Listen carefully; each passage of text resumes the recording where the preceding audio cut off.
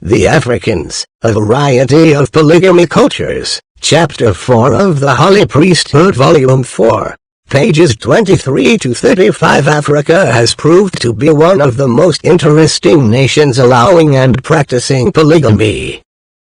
Some may wonder why so many backward or heathen people should be included in a study or defense of the practice of plural marriage. One of the reasons is because Africa is composed of so many different cultures and tribes living plural marriage, and yet they have little or no contact with each other. And interestingly, from out of the backward jungles or in the most refined, advanced metropolitan cities, the effects of plural marriage are about the same. Father Eugene Hillman spent 25 years in Africa, where he worked with various natives, especially the black people of the backwoods. He found a people that had never seen indoor plumbing, electric lights, telephones or television, but they were polygamists. In that society they had never heard of a woman selling her body in prostitution. It was inconceivable to them. There was no excuse, for every woman could be married to the man she wanted. Yet if they should come to America and see our modern monogamist Christian nation, they would see resulting prostitution, illegitimate children, abortions and sexually transmitted diseases. Why is it that intellectual Americans can learn such a profound moral lesson from so-called heathens? Map of Africa: East Africa, West Africa, South Africa, Sudan, Mauritania, Angola, Ethiopia, Gambia, Southwest Africa, Somalia, Guinea, South Africa, Kenya, Liberia, Zimbabwe, Tanzania, Cameroon, Botswana, Uganda, Ivory Coast, Mozambique, Ghana, Namibia, Upper Volta, Mali, Nigeria, Gabon, North Africa, Central Africa, Egypt, Chad, Morocco, St. Africa. Representative: Algeria, Congo, Western Sahara, Libya, Nigeria. There is an infiltrating movement of the Western influence which is causing significant social change. Western monogamy has created an increase in prostitution, adultery, concubinage and disease. Many of the tribes do not even have in their language a word for prostitution, but this institution has developed among them side by side with Christianity. Many African tribes have the custom that there should be sexual abstinence during a wife's pregnancy and lactation. However, after monogamy was introduced, there was a tendency for the husband to seek out a prostitute, temporary concubine, or the wife of some other man during those particular times. Polygamy in Africa means that a man has more than one wife at the same time, but in America it has sometimes been interpreted as a man marrying and divorcing several women. There is a deep-seated sociological and moral difference. In some nations, plural marriage is simply an improved cultural system. In another, it may have begun as an historical and religious custom.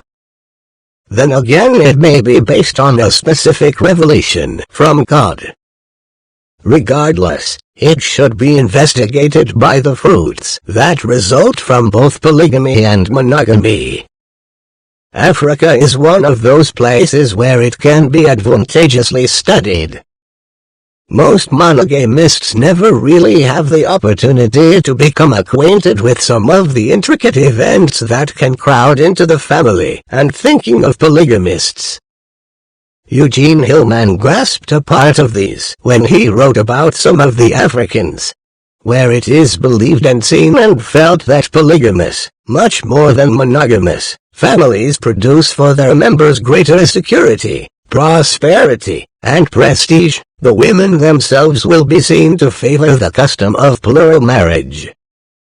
Since the wives, together with their children, share in all the benefits of belonging to the polygamous family, they themselves will sometimes pressure their husbands into seeking additional wives. Some women even regard it as a disgrace to be the only wife of a man. Among the Kaka people of Cameroon, a wife may provoke her husband to take another wife by ridiculing him and calling him a poor man. Women have, of course, many other ways of exerting pressure on their husbands.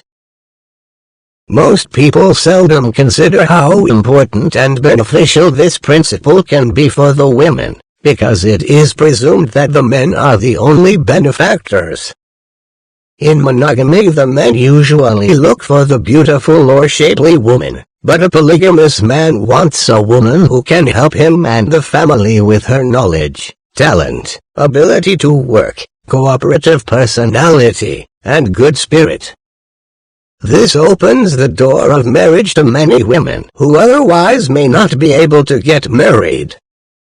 In societies where every woman is expected, or required, to be married, the system of polygyny provides a proper place also for women whose defects, blind, deaf, spastic, epileptic, lame, retarded, would otherwise make it impossible for them to find husbands, and thus a place in a family and in society. In monogamous societies, such handicapped women may perhaps constitute the bulk of those who never marry.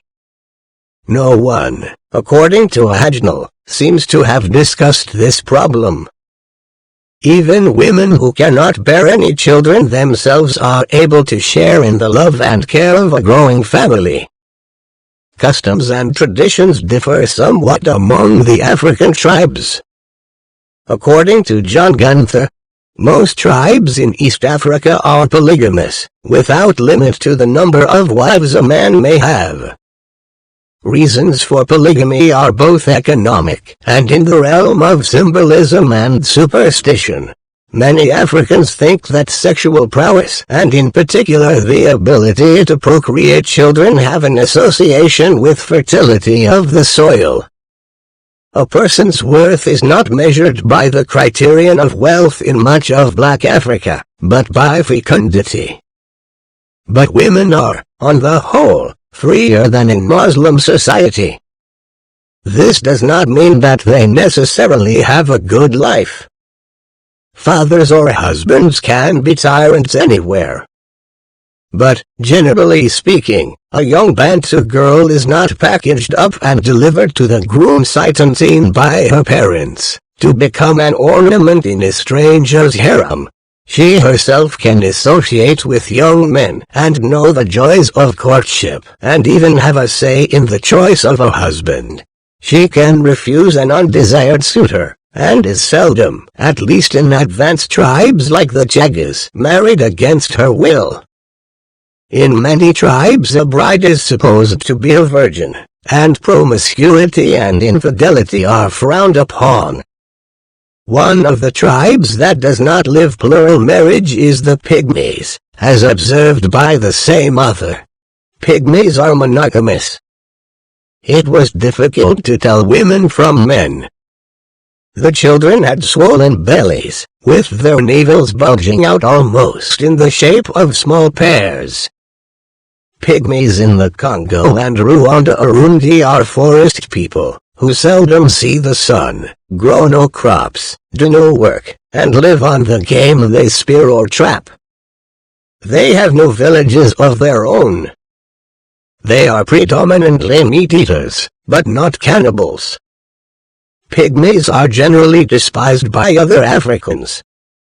A black servant will say to his master, "There are 4 men outside, and 2 Pygmies."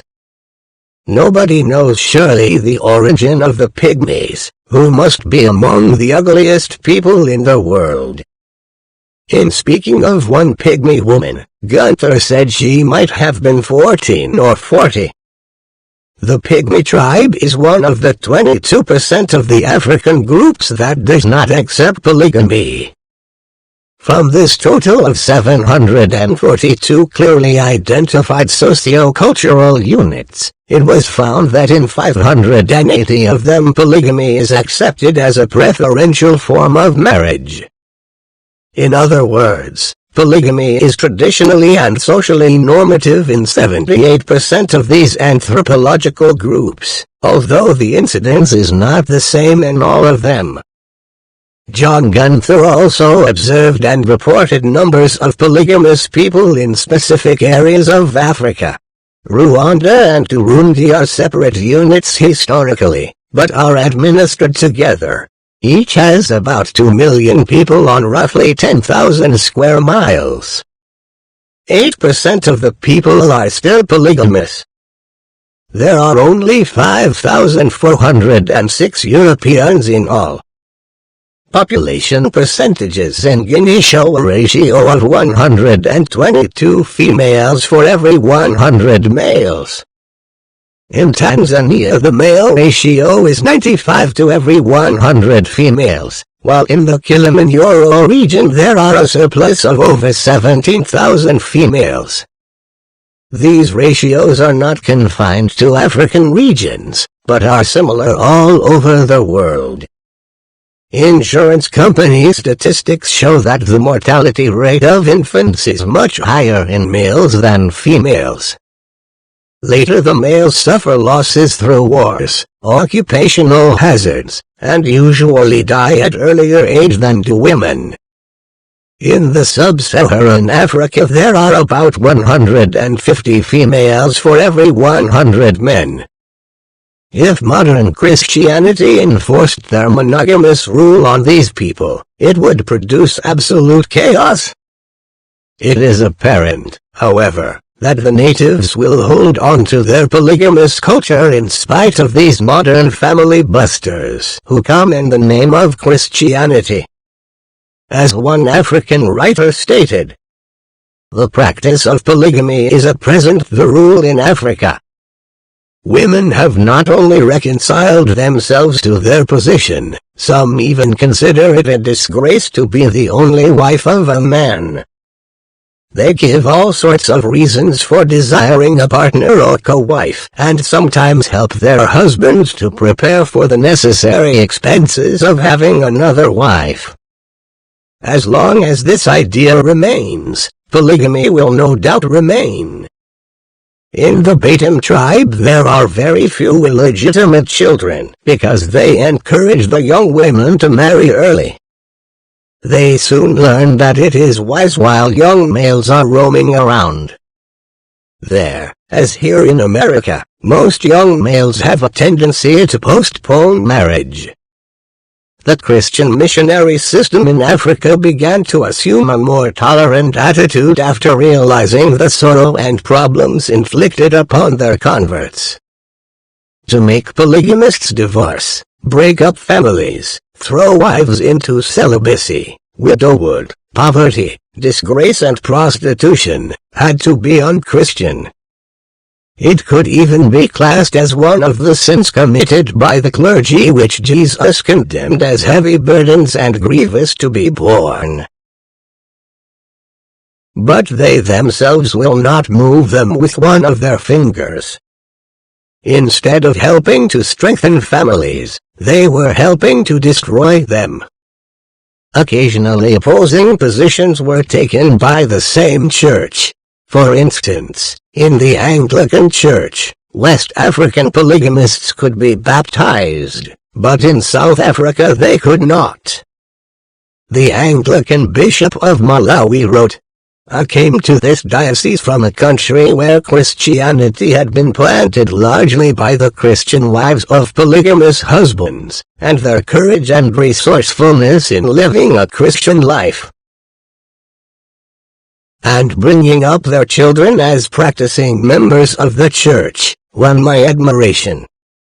It was with profound shock that I learned that here none of them would have been admitted to holy baptism, not because of any fault of their own, but because they had the misfortune to be brought up in a society where polygamy was the rule." After discussion with the clergy, changes are coming, and baptism will no longer be refused to a woman who was married to a polygamist before her baptism. Several other Protestant churches have begun to liberalize their views toward polygamists. The Lutheran Church in Liberia believed it was good policy to admit polygamists into full membership in their church. A Methodist bishop who had considerable experience with both sides of the issue made a statement that shows a clear insight into the problem. Is it more Christian to have organized prostitution, marital infidelity with impunity, a rapidly growing divorce rate and increasing numbers of illegitimate children, than polygamy? Is it more Christian for young women to become prostitutes, call girls, or mistresses than to become the second or third wife of a respected member of the community? Is permitting youth to choose their own mates necessarily more Christian than an agreement between families?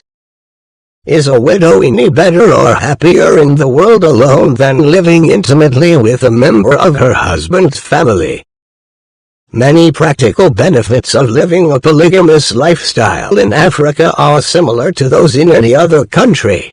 When a family is made up of several wives with their households, it means that in time of need there will always be someone around to help. This is corporate existence.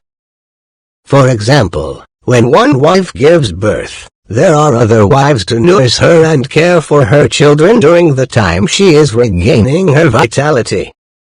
If one wife dies, there are others to take over the care of her children. In case of sickness, other wives will fetch water from the river, cut firewood, cook and do other jobs for the family. If one wife is barren, others bear children for the family, so that the torch of life is not extinguished. While peasant farming is the means of livelihood, the many children in a polygamous family are an economic asset even if they also must eat plenty of food. The children raised in a polygamous family have definite advantages as well. Eugene Hillman noted, as for the children of these families with several mothers, there is no evidence at all to suggest that their psychological development is adversely affected in any way.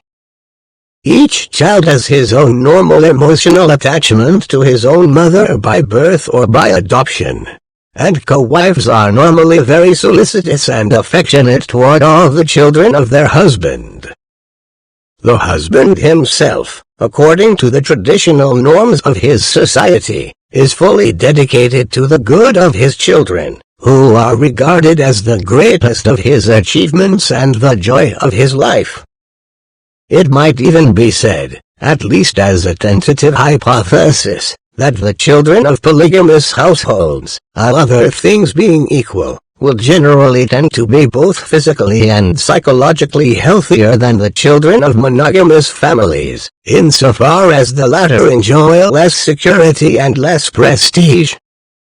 At any rate, in terms of their own social ideals and cultural values, the advantages are with the children of polygamous households.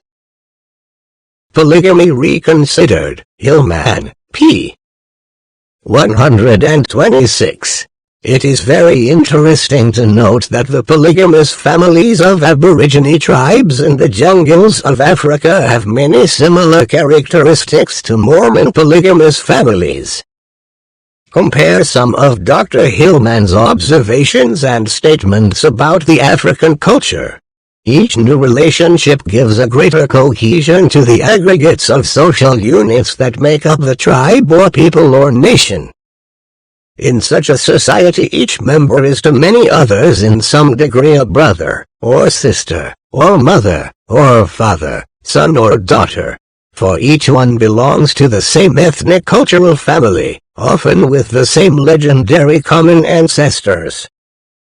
The deep sense of solidarity, which may even be traced back mythologically to common parents in the beginning, imposes the duty to continue each family through offspring. This vital continuity of past and future generations is concretely symbolized in the special relationships, and the titles used, between grandparents and grandchildren. Among the Bantu-speaking peoples there is a strong bond between the living and the dead. a person lives on, after death, somehow through, or in relation to, his progeny. This belief has profound significance in relation to the practice of polygyny. Procreation is the link with afterlife and overcomes absolute death. Hence, the fear that a man might die without a surviving male child is one of the factors behind the practice of polygamy. As the alliances multiply relationships, the sense of security expands and deepens in the polygamous household. In a society that stresses the importance of large families, a woman naturally sees her own personal self-fulfillment through childbearing, and the mother of several children is greatly respected by her relatives and neighbors. The sharp edge of this suffering may be dulled through her active participation in the larger family life of the polygamous household. Children are the glory of marriage, and the more there are of them, the greater the glory. Taken from Polygamy Reconsidered, Hillman, pages 114-120. And these teachings and customs are also similar to those of Israel. Among some peoples, the Nuer and Zulu for example, the brother is required by customary law to cohabit with the widow in order to raise children, which will be counted, not as his, but as the children of the deceased. The more favorable solution to the problem of an infertile wife is simultaneous polygamy. Loneliness is not an indigenous African problem. Romantic love does not play as important a role in African plural marriages as vividly portrayed in Hollywood movies or passionate novels. Romantic love, a dominant feature in the current Western conception of marriage, is not very notable, or at least it is rarely dramatized in traditional polygynous societies. The African, according to Radcliffe Brown, does not think of marriage as a union based on romantic love, although beauty as well as character and health are sought in the choice of a wife. Meaningful interpersonal relationships, however, are not lacking in polygamous households. Radcliffe Brown continues, the strong affection that normally exists after some years of successful marriage is the product of the marriage itself conceived as a process, resulting from living together and cooperating in many activities, and particularly in the rearing of children.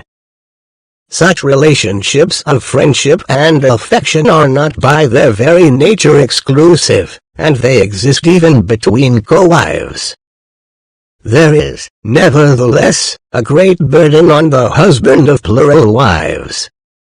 He must discipline himself to an equitable distribution of his love, which is a service to his whole family, not an exclusive affair of personal gratification between two individuals.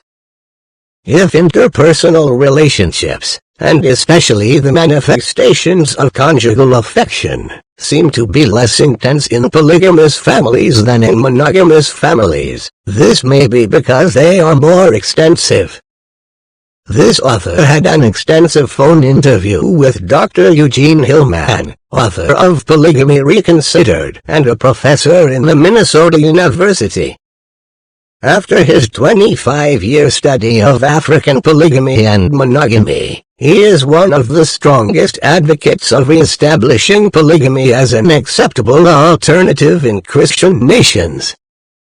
It may seem strange that a renowned Catholic priest would recommend plural marriage for a community, society or nation. However, he saw polygamy firsthand and observed the favorable results, especially in comparison to societies without it.